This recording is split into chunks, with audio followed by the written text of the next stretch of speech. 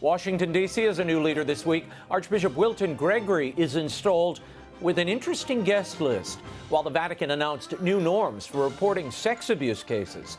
Part of the Papal Posse, Father GERALD MURRAY, returns with in-depth analysis. And it's Memorial Day weekend, and the 30th annual National Memorial Day concert is back in D.C.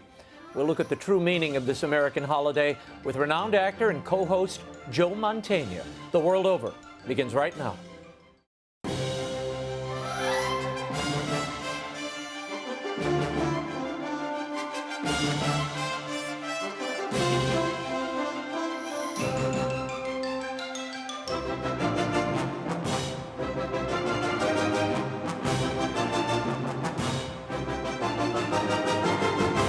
Now, from Washington, D.C., Raymond Arroyo. A warm welcome to all of you joining us in the United States and the world over. An important show for you tonight. Papal Posse member Father GERALD MURRAY and actor Joe Mantegna are straight ahead. If you'd like to comment on tonight's show, send me a tweet. I'm at Raymond Arroyo, or you can email us at worldover@ewtn.com. Lots to cover, but first, some news. In what may be his first major move to the left on policy as a 2020 presidential candidate, Catholic Democratic frontrunner Joe Biden has endorsed repealing the Hyde Amendment, a measure that prohibits federal funding of abortion except in cases of rape, incest, or when the mother's life is in danger.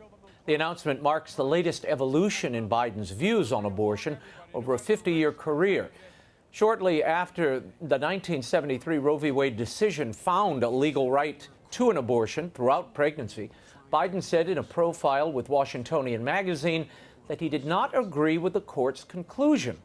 12 years ago, in 2007, in his book, Promises to Keep, he described his position on abortion as middle of the road, and he reiterated his opposition to both federal funding of abortions and partial birth abortions.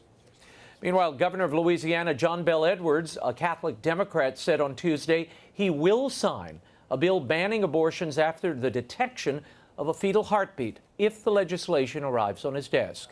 The bill still needs approval by the House. If enacted into law, it would ban abortions after a fetal heartbeat is detected, usually around 6 weeks into pregnancy. Similar laws have been passed in several states, including Kentucky, Georgia, Mississippi, Ohio. Last year, Edwards signed a bill to ban most abortions after 15 weeks of pregnancy. The governor also cited his Catholic faith as influencing his pro-life beliefs. And after his Wednesday audience, Pope Francis asked Our Lady help of Christians to intercede for Chinese Catholics, whom he said continue to believe and hope amid trials. Dear faithful in China, our Heavenly Mother will help you all to be witnesses of charity and fraternity, keeping you always united in the communion of the universal Church, said the Pope. Pope Benedict XVI established the custom of praying for China on the Marian Feast in 2007. He composed a prayer then to Our Lady of Shishan for the occasion. Pope Francis's prayer for unity with Chinese Catholics has added significance following the signing of a provisional agreement between Beijing and the Holy See last September. The Chinese Communist Party has continued to persecute Christian Catholics and other religious believers in the wake of the agreement by demolishing Marian shrines and forbidding religious practice of anyone under the age of 18. And Archbishop Wilton Gregory was installed as the new Archbishop of Washington on Tuesday at the National Shrine here in D.C. He was welcomed by outgoing Cardinal Donald Wuerl, who was named, you'll remember, in the Pennsylvania grand jury report for allegedly mishandling abuse cases. Another reminder of the crisis was the presence of Roger Mahony, the former Archbishop of Los Angeles, whose ministry was curtailed there because of his mishandling of abuse cases. For analysis on all of this, we're joined by a member of the Papal Posse, Father GERALD MURRAY, canon lawyer and priest of the Archdiocese of New York. He joins us from Manhattan. Father, thank you for being here. I want to start with the Gregory installation here in D.C. Michelle Borstein of the Washington Post was one of the few reporters I saw to write about the presence of Cardinal Roger Mahony at this event, and she tweeted throughout the day on Thursday the following. She said, Mahony update, I can't say for certain what happened. In a 2013 letter condemning Mahony's record on abuse and saying Mahony had apologized Gomez, Archbishop Gomez of LA, said Mahony would no longer have any official public duties, then said he still has all his rights. Gomez's office now tells me the Archbishop was just noting that the Cardinal didn't have duties because he was retiring. But Mahony retired 2 years earlier, and that letter was completely focused on Mahony's failings on abuse. I've asked for more clarity, Borstein writes. Your thoughts on the presence of Mahony at this installation Mass?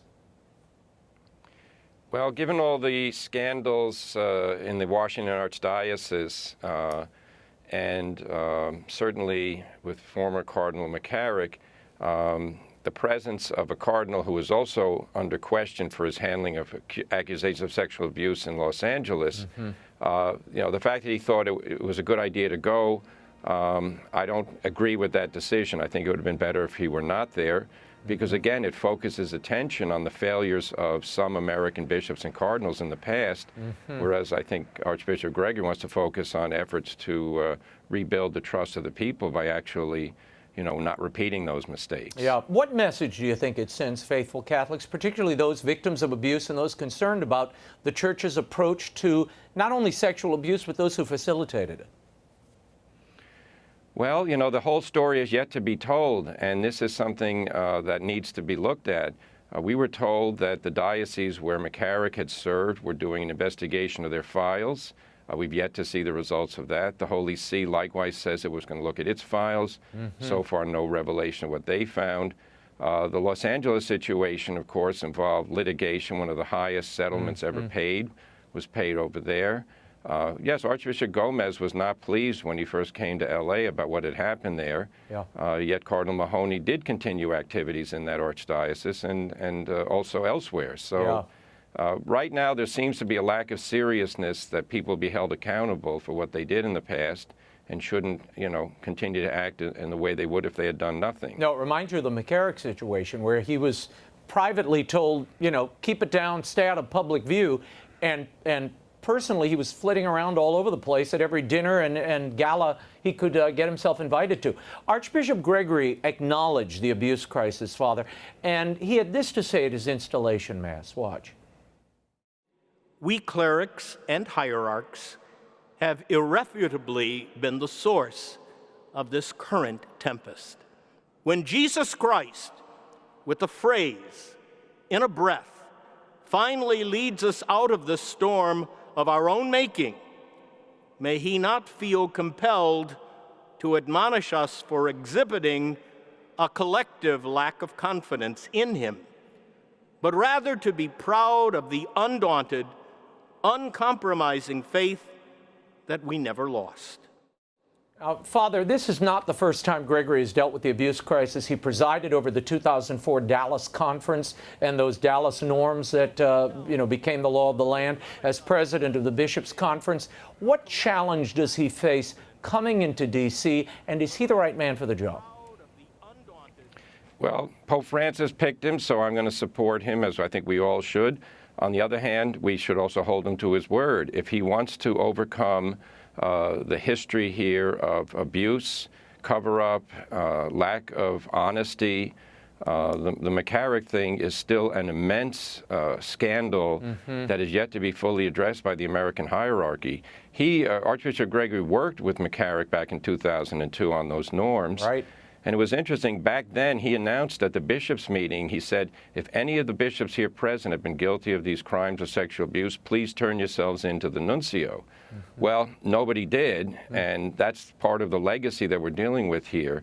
It's only been when the police or investigative reporters or brave victims come forward that we find out about the crimes of hierarchs and priests. So we've got to be more serious. It would be very good if Archbishop Gregory announced that he was going to give a history of how the Archdiocese has dealt with things under the last two archbishops, and then answer questions that have risen from, the different testimonies given, Archbishop Vigano, the witnesses regarding the actions of McCarrick and other dioceses when Cardinal Wuerl was in Pennsylvania and Pittsburgh. What's the whole history there? It would be good if we knew these things. Yeah. Well, Pope Francis signed a motu proprio entitled "You Are the Light of the World," which issued new norms for reporting and investigating clergy abuse. Now, among other things, the new law stipulates that abuse or cover-up by bishops must be brought to the attention of the Metropolitan Archbishop. But in the case of that the Metropolitan is accused of abuse, similar to what Cardinal McCarrick was charged with, reporting can be done directly to the Holy See through the papal representative in the country. If the person accused is the nuncio, the allegation must be sent directly to the Vatican Secretariat of State. Father, this motu proprio does broaden the definition of vulnerable adults, make some critical canonical adjustments. Your thoughts on this idea of metropolitans being the investigators for errant bishops, does that work? Isn't that what we had before, in essence? Well, there's a difference now because the metropolitan, meaning the archbishop in an area, in a region, he will not investigate these alleged malefactor bishops on his own. He will have a mandate from the Holy See. So he's really acting on behalf of the Pope in doing so. And now he is held to standards that are quite clear. The investigation must take place within 3 months, 90 days. There can be an extension if he needs it. But the Vatican wants quick resolution of the problem. And in doing so, as the local bishop, he will hopefully have the resources of the diocese and of the Catholic Church of the United States to assist him. And, we're pretty good at that, I think, through our investigative boards and lay expertise. Certainly there's a willingness that I'm hearing all over the place for laity to assist bishops trying to root out this problem. So if a local metropolitan takes this seriously, I think we will see good results. Father Jerry, do these new norms, does this new motu proprio establish clear penalties for abusers and bishops complicit in the cover-ups? It does not, and that's one of the problems with this new law. In fact, looking at some canonical commentators already on the new norms, these norms were not that well crafted, in my opinion. There are good things, there are improvements. For instance, the abuse of authority to commit acts of sexual abuse against minors or vulnerable adults. That's good, but we also have this new canonical crime identified of the cover-up, actions or omissions designed to prevent either a canonical or a civil investigation. So there's an expansion now of what is formally recognized in church law of how you can investigate a situation. And this is really, I think, very, very important because people are very horrified when priests commit acts of sexual abuse, but in a certain sense, they're even more horrified when the people in charge find out about it and do nothing. Now there's a means to hold them accountable. Yeah. In that case, you can report directly to the nuncio. I think Bishop X covered this up. I want you to investigate. Right. And the nuncio is bound now to forward that to Rome. So I think there's some very important progress here. Now, under these new norms, anyone can file a report. Anyone can come forward, and they must be taken seriously. Will previous actions be subject to this new law? And I'm thinking of situations like the charges against Cardinal Maradiaga in Honduras, where they claim there was a bishop under him who had a circle of sexual abuse going on at a seminary.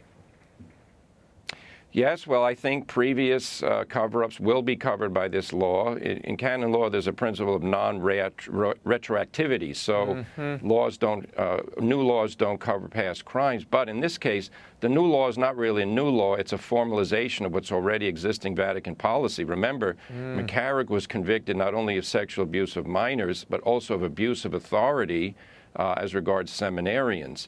So, yeah, in the case of Cardinal Maradiaga, his seminary was basically a hotbed of conflict because there was a large group of homosexual seminarians and they were tolerated. And a group of seminarians, a large, significant group, 45, wrote a letter to complain about it. And Cardinal Maradiaga dismissed the letter. And one of the seminarians was quoted as saying, if you go against what's happening in the seminary, you get expelled. So I think there's already plenty of evidence that people could take to the nuncio in Honduras, rather, and say, we believe that there was a cover-up here. We believe people were harmed. We'd like to have an investigation to find out whether those charges are true. Troubling. I want to shift gears, talk about something happening here in the United States in California. The state Senate is due to vote on a bill entitled the Child Abuse and Neglect Reporting Act, which demands that a priest and other clergy file a report should they learn of abuse in confession or counseling. Now, Archbishop Gomez of Los Angeles and the Catholic Conference out there in California argue that this is an assault on religious freedom, particularly on the seal of confession. Your thoughts? No, it absolutely is, Raymond. This is an attempt, an encroachment on the free exercise of religion, which is a constitutional right guaranteed. In fact, freedom of religion is the first right guaranteed in the Bill of Rights. So to do this, to attempt to do this in California really is offensive, and it needs to be resisted completely, because priests are under pain of excommunication if they reveal what they hear in confession. And in no way in a free country should people's conscience be violated when they try to exercise a religious ministry. People go to confession with the expectation what they say will not be heard. Now, let me say this. If a priest hears from a penitent that someone has committed a crime of sexual abuse against them, the priest is bound, morally speaking, to tell that penitent, well, please bring this to the attention of some authority figure. Go to, if you're a minor, go to your parents. You can go to the police if you want. You can go to a doctor, psychologist, somebody, but don't ask me to report it, because I'm not going to violate what you've told me in confession. But we're not here trying to hide crimes. No, the purpose is to protect people's rights to be able to exercise the sacrament of penance with freedom and without encroachment by the state. Now, it is, as you mentioned, it's a canonical violation of the highest magnitude for a priest to break the seal of confession. Is there any way that he can report or go to another party to suggest that there might be a situation somewhere without violating the seal? No, because, you know, the person who confesses that incident, and if it's a criminal act against a minor, it's definitely horrible, but it's up to that minor to then make it known, because otherwise, you know, people say, well, the minor could give him permission to go reveal it. That's very imprudent, because people might not believe that. The minor might change his mind under pressure and say, no, the priest revealed it, I'm mad at him. There are all kinds of circumstances. No, it's up to the priest, and, you know, we priests have a lot of ability, I think, to convince people to do something that's hard and say, look, what you did was horrible. To prevent more people from going through it, please go tell somebody about this crime and have that priest arrested. Yeah, and confession is protected by law in the United States. But in light of the abuse crisis, could we see more states trying to change this or circumscribe this practice of confession? I think so. You know, there was a judge down in Louisiana who did this a couple of years ago, and that was overturned. No, you know, let's face it, Raymond, the Catholic Church is always a target for certain parts of our society and our political class. So, you know, if you can minimize the influence of the Catholic Church by, you know, creating this false narrative that we're protecting and hiding priests by not revealing what we hear in confession, well, then, you know, they're going to try it. But, you know, this is where believers have to say, look, in the United States of America, one of the reasons why our forefathers came is religious freedom. Do not attack religious freedom. I got to talk about something happening at the Capitol this week. H.R. 5, the so-called Equality Act, passed the House on Friday by a margin of 236 to 173. The sweeping legislation would amend the Civil Rights Act of 1964 to include sexual orientation and gender identity as protected characteristics. Now, the bill redefines sex to include gender identity. Some claim it undermines religious freedom, giving males who identify as females the right to women's spaces.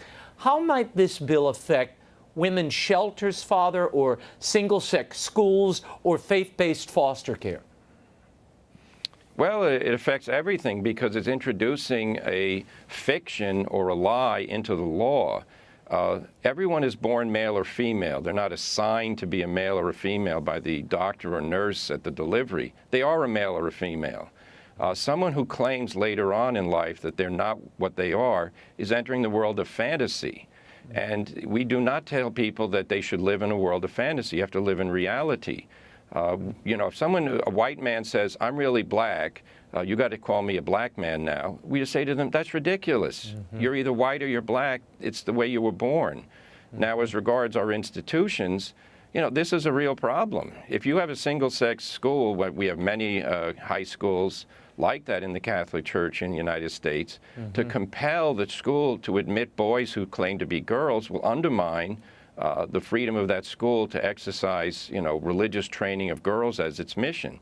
I think it's very dangerous. We already have in Connecticut, female track events are now dominated by men claiming to be women. Yeah. If there's one religion in America, it's sports. So I think, Martina Navratilova might be heralding a rebellion of women against males trying to take over, female sports. Yeah, well, there was a power lift competition this past week, and there was a woman breaking record after record, winning 9 straight awards, and they ended up stripping the contestant of all the prizes because it was a biological male.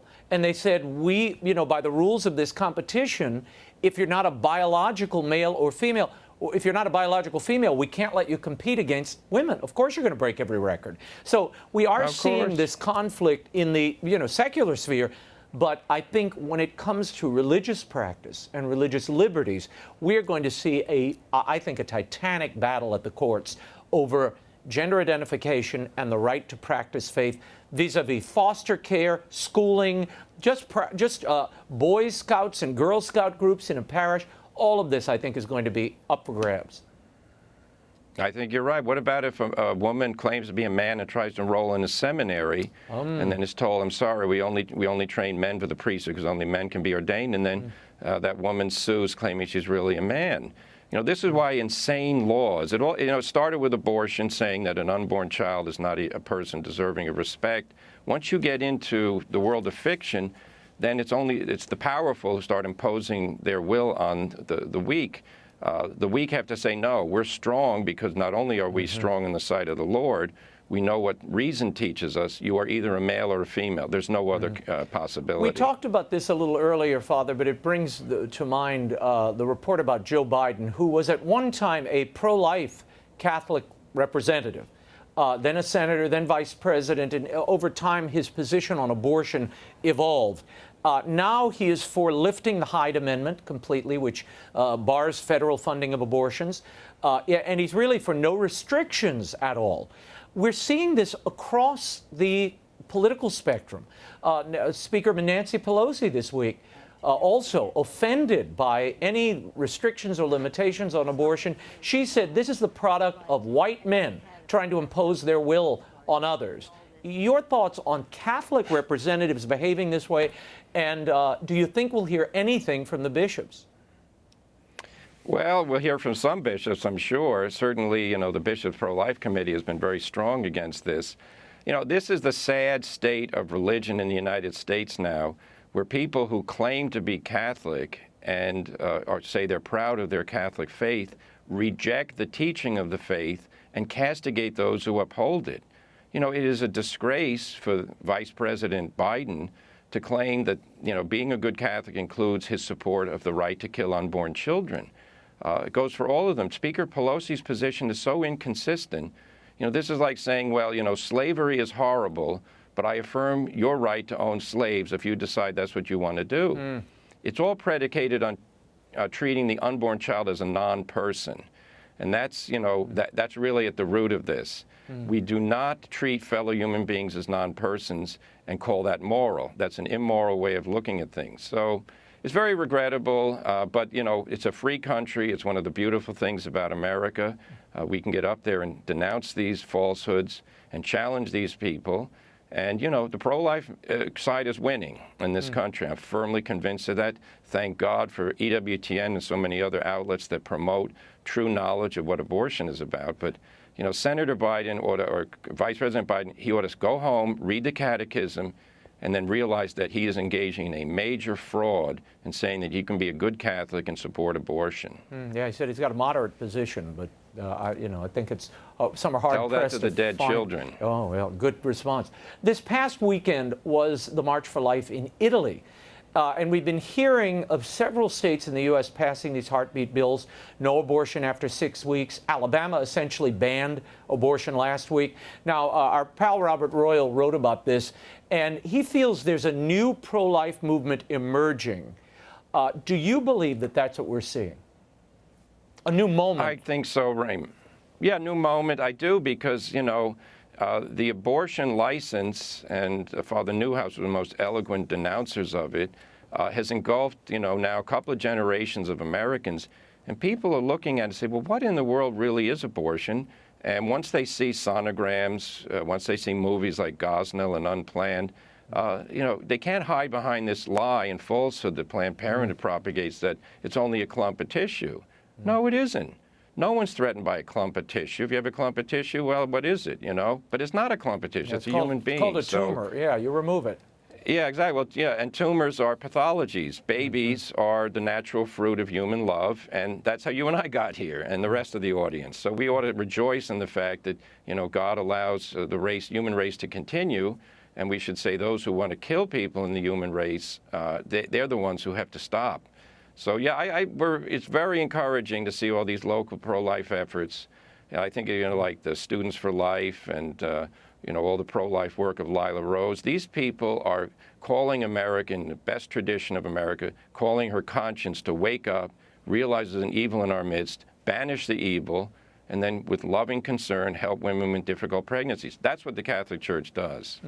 I got to ask you before I let you go, there's a drama that's been playing out in the New York Archdiocese for years now over the remains of Archbishop Fulton Sheen.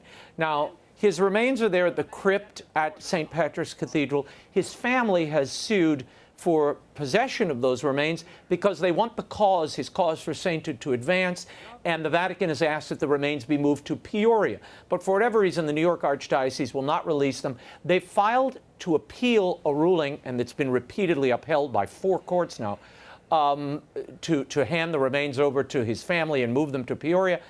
What do you think is driving this? And why isn't the solution that we've seen in churches all over Rome, all over the world, Father, why wouldn't that solve this, where you take the skull and you leave that at St. Patrick's and the rest of the body you transfer to Peoria?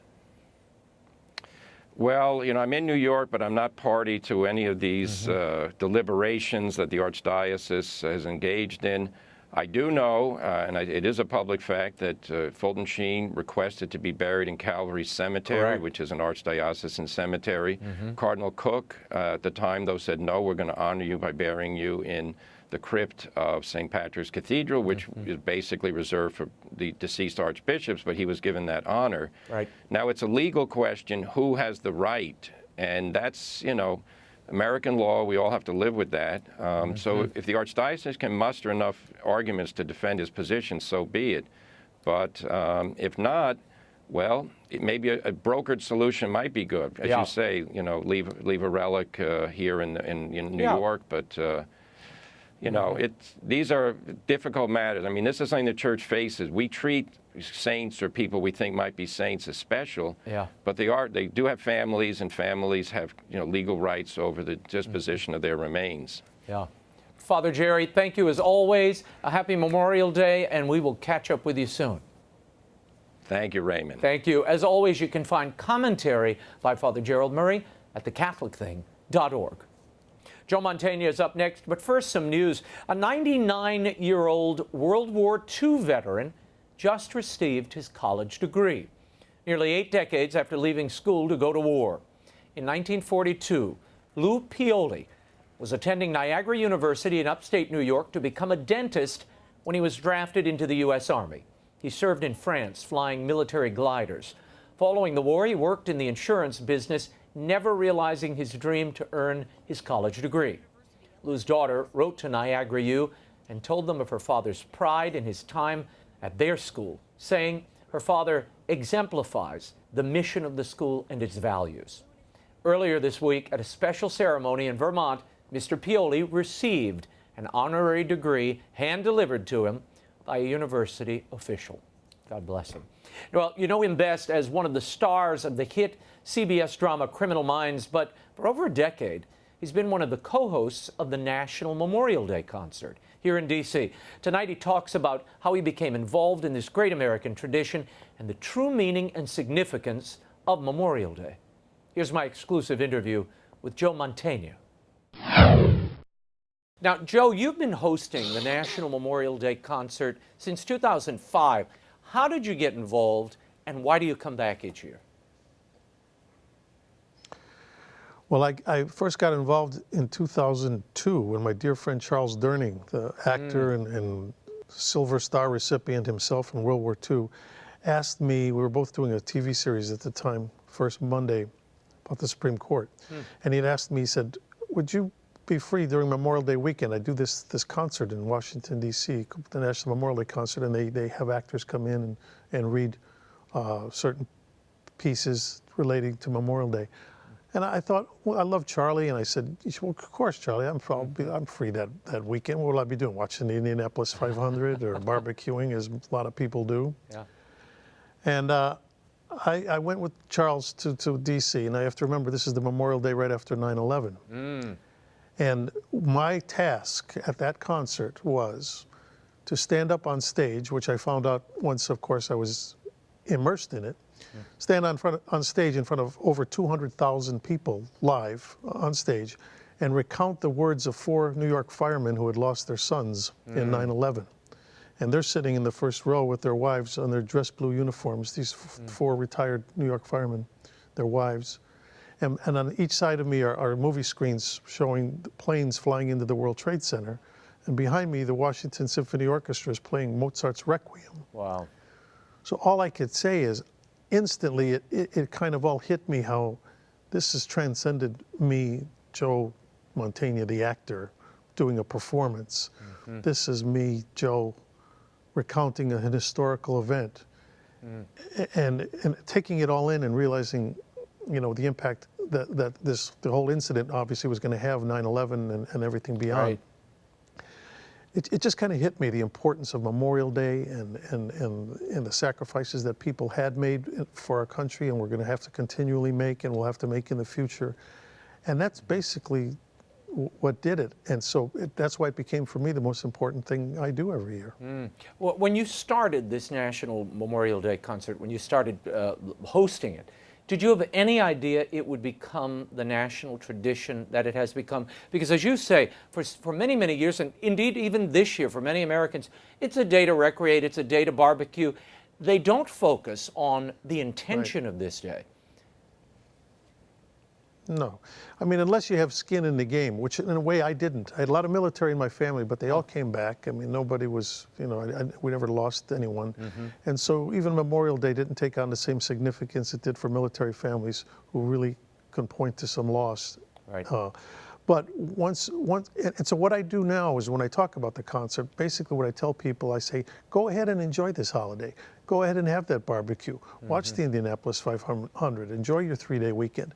But if you can, carve out 90 minutes of it on the weekend and watch the concert. And for nothing else, it will show you, it will give you a snapshot of why we have this holiday. And in my mind, why it's our most important holiday, because it's the holiday that allows us to have all the other holidays. I agree with you. No, it's a commemoration of the departed servicemen and women, and Jerry Colbert did us all such an honor by highlighting this and making it something the whole nation can take part in via PBS.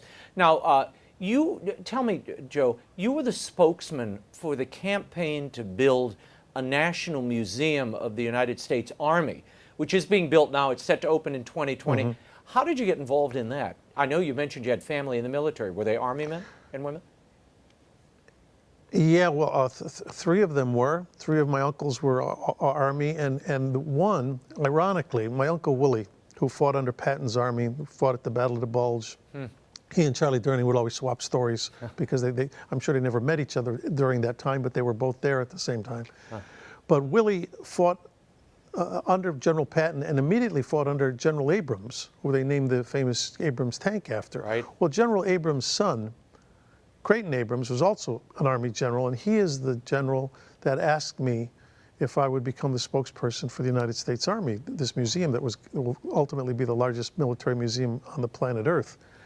And I had my Uncle Willie with me in Washington the day that Creighton wanted to meet with me. And so to me, I'll never forget coming there with my uncle, who was probably close to 90 at that time. And here he was meeting the son of the general that he fought under in World War II. And to me, that was a beautiful moment. I mean, it was like just two old warriors kind of meeting, and one guy talking about his dad, and Willie talking about his experiences. And so it was Creighton Abrams who would ask me to do this, and I'll be seeing him in a few days in D.C. and we'll visit the site of the museum once again. You and Gary will co-host again this year, Gary Sinise? You know, as it turns out, Gary, due to personal reasons, had to bow out. And so Gary won't be doing it this year, but I'll be doing it with Mary McCormick, who was one of our guest actors a few years ago, whose father's a former Marine. And Mary really gets it, too, because I remember when Mary did her piece a couple years ago, when it was over, she said to all of us, she says, I'll come back and I'll do anything. I'll do the microphones, I'll do the sound, I'll throw out the garbage, I'll clean up after the concert. She was so taken by the event, and so that's how we all knew that she's a likely person to fill in if that opportunity arose. Joe, for many, many years, every Memorial Day, my family and I would be there, out on the lawns watching you all. It's really a spiritual event as well. You're remembering these men and women, and you're communing with not only their memory, but their loved ones who are seated amongst you, and they're present. It really is hard to describe if you've never taken part in it, and I, like you, would encourage everybody to tune into PBS on Memorial Day. It's just an incredible event, and it's important to mark these men and women who gave their lives and to remember why and the freedom that they died protecting, and how cherished and valuable that is, and how high the stakes are today, continue, for our men and women in the battlefield. Absolutely. I mean, it's just, it's a cliched phrase almost, but it's free, but it's so true that freedom doesn't come free. Right. And some people pay a much higher price for it than others, and so we just have to always be aware of that and give credit where credit is due. Yeah. Two quick things I want to touch. You're on the board of the Padre Pio Foundation. Yeah. And last time you were on the show, we talked about there was work on a film about his life. What is your connection to Padre Pio, and what drew you to his story? Well, I mean, I was raised a Catholic, went to Catholic school that's a part of my educational background, and it's come from different directions. And I believe that sometimes things are serendipitous. I taught a class at Columbia College in Chicago for a couple of years, and one of my students there actually wrote a screenplay about Padre Pio, and he came to me as having been his former teacher and presented it to me, and I read it, and it was just something about the screenplay and the connection to Padre Pio being from a part of Italy where certainly my mother's side of the family is from, and I'm very close to that part of my family. So when I go to visit them, I'm literally a stone's throw away from the area that Padre Pio lived and worked in. So there's just aspects of that I'm not going to say I'm the best Catholic in the world, because I'm certainly not, but I like to believe that I have there's a certain thing about the spirituality of just life in general, and that we must find those avenues when and if we can. And that's one that I find just very fascinating and interesting, and hope to be able to explore. Wow. Last week you finished your final episode as David Rossi on the television series Criminal Minds, a character that you played for 12 years. What is it like letting a character like that go after so long? And you have to be relieved to be free of some of those grisly storylines, Joe. Yeah, well, yeah, it's a mixed blessing in some ways. It certainly was bittersweet. It was a wonderful group of people I worked with. I'll miss them dearly. If you think about it, 12 years, it's like going through all of grammar school and 4 years of high school, and it's a big chunk out of one's life. But I've been in this business, this is my 50th year as an actor professionally. So, I mean, I understand that it's transitory. You move from one thing to another. I feel blessed to have had the amount of time I did doing that role. There's a lot of Joe Mantegna in that character, though, and I was careful in a way to incorporate a lot of who I was into the character, and even in terms of ethnicity. I made him an Italian-American, so I'd have personal things to draw on. It's a little trick I'd learned early on from a producer friend who had said, if you're going to do a show that might have legs, try to, and if you have control over who your character is, try to pick a lot of aspects of who you are, because then you can draw on those things over the years as you play the character. Right. So I think I was hopefully able to do that, and so I won't miss him quite as much because there's still hopefully a lot of David Rossi in me. Absolutely. Joe Mantegna, thank you for being here. We will all be watching you this Memorial Day at the big concert, and I thank you for what you do and for coming on. My pleasure. Thank you very much. As I mentioned earlier, 30 years ago, executive producer Jerry Colbert began this Memorial Day tradition. In 2016, I spoke with him about his inspiration for the Capitol concerts and why they were so important to him. Take a look. Jerry, tell me about this year's Memorial Day concert. What do you have on tap? And why does this continue to be such a relevant and important part of America and an important part of our nation? Well, I think that this is the memorial service for the United States, and it's become that over the years. This is our 27th year, and we have a group of stars which helps the Beach Boys and Renee Fleming and Gary Sinise and Joe Mantegna. They're all on big shows, and but more than that, there's a void there because there used to be the parades in New York and parades all over the place, and I think part of it was Vietnam War, part of it was other reasons, but these things all dropped off, and we started forgetting about the veterans and the dead and what the sacrifice had been made. Yeah. So when the symphony came over here and was doing these concerts, I thought, let's turn this into a national event. We're going to start at Arlington Cemetery and talk about that, and then we have a story of a mother who lost her son in Afghanistan, her only son. It's very poignant, very moving. And then a gentleman who went to Vietnam, and he was twice wounded, the second time very badly, and he lost his leg above the knee and almost lost the other leg and was in the hospital 14 months. But he had a great spirit, and when he finally got on his feet, he went to law school, and he went to work then at the Justice Department. They made him a federal judge, and for the last 13 years, he's been up at Walter Reed visiting these kids who amputees and bringing, support and comfort and listening and helping. Yeah. And then we have a great story from World War II, from the Battle of Anzio, which most people don't know anything about. It was the third biggest battle in Europe during World War II, and it was a sharpshooter from Pennsylvania who came, and this guy was incredible. They had 200 men in the unit. Only 6 of them survived. Wow. And it's a powerful story. He got the Congressional Medal of Honor. Well, one of the things I love, and I've been privileged, and my family, to be at your rehearsals many, many years and watch this event, and to watch a real veteran like Charles Durning, I'm thinking of, tell the story of his comrades. And these are such moving moments. I mean, not only for those who lived through it, but for those of us who are much younger, and even my own children. It is sweeping America up in its own story and remembering the cost of the freedom that we all enjoy every day. Right.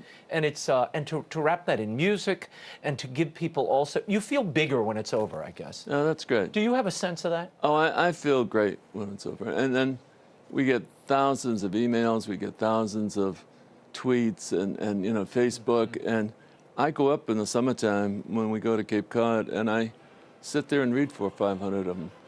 Because they're saying all these different things, and they're telling you these wonderful stories. Of their own lives. Of their own lives and what happened when they watched the program. And there was a woman wrote us an email at 6 o'clock in the morning, and her husband had been in the Korean War, and she had never heard his stories, 50 years married.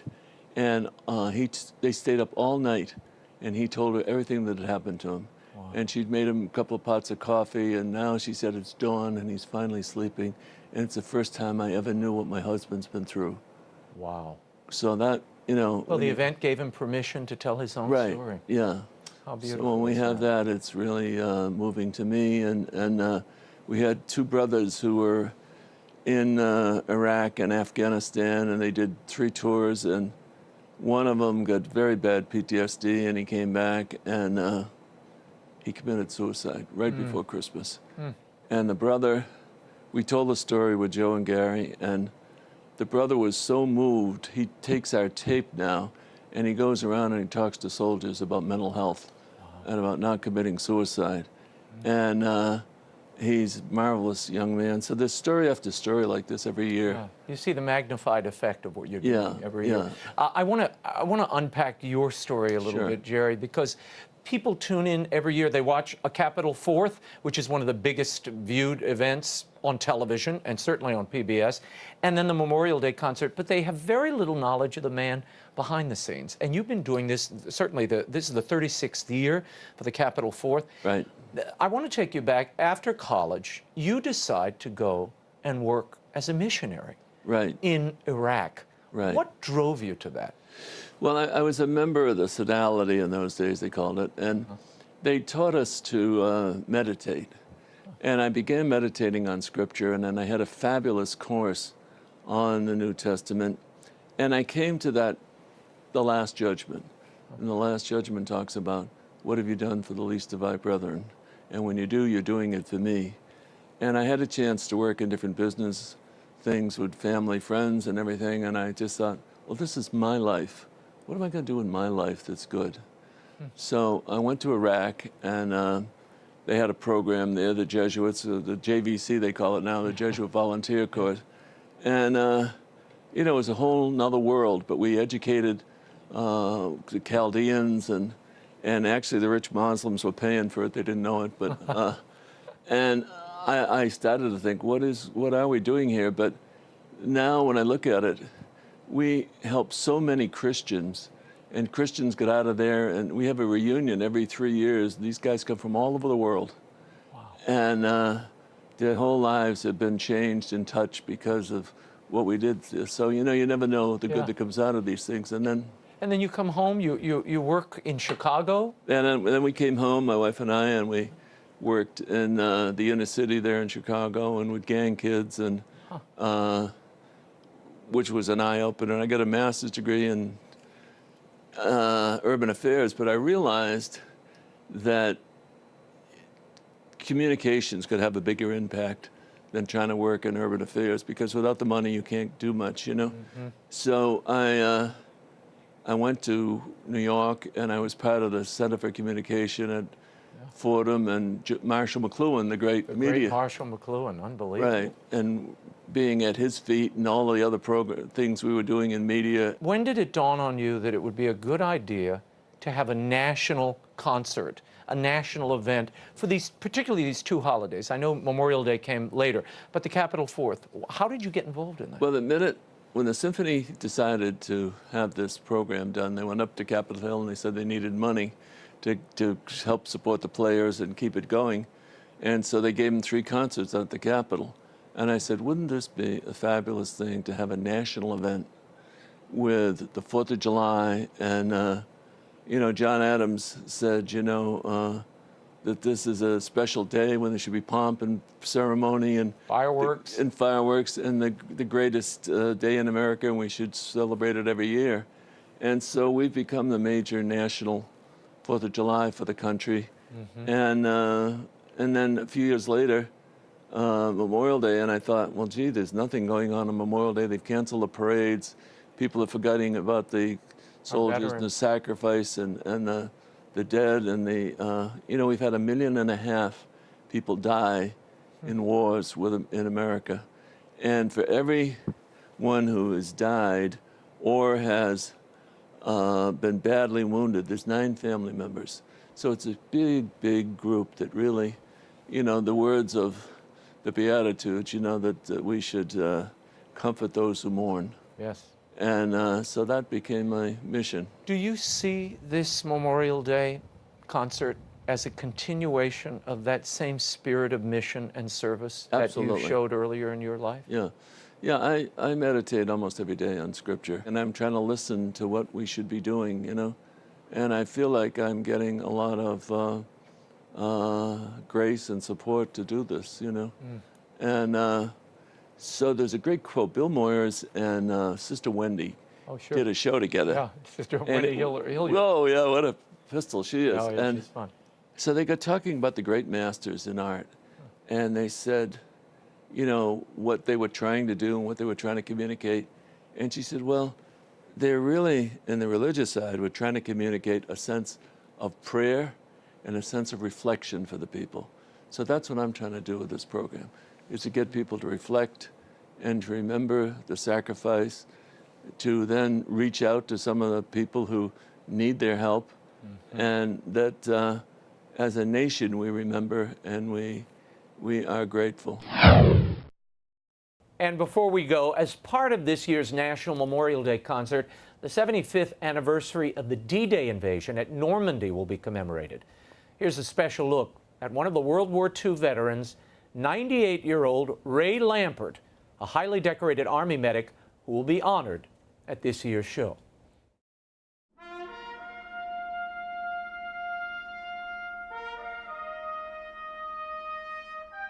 I was a member of the 16th Infantry, 1st Division. I was a staff sergeant in the Medical Corps. When we first came back from World War II, we didn't get too much attention at that time, but then people started using the word hero. I never thought about it so much at the time. None of us did. I'm very happy that I was able to fight for my country and what I could give back to my country. I owe that back to my country. My men that was with me so long were like family. And you know, some of them are at the bottom of that channel, some of them in the cemetery. I feel every time I go over there that I'm visiting a relative. They were that close. When you go to something like this memorial, you feel important.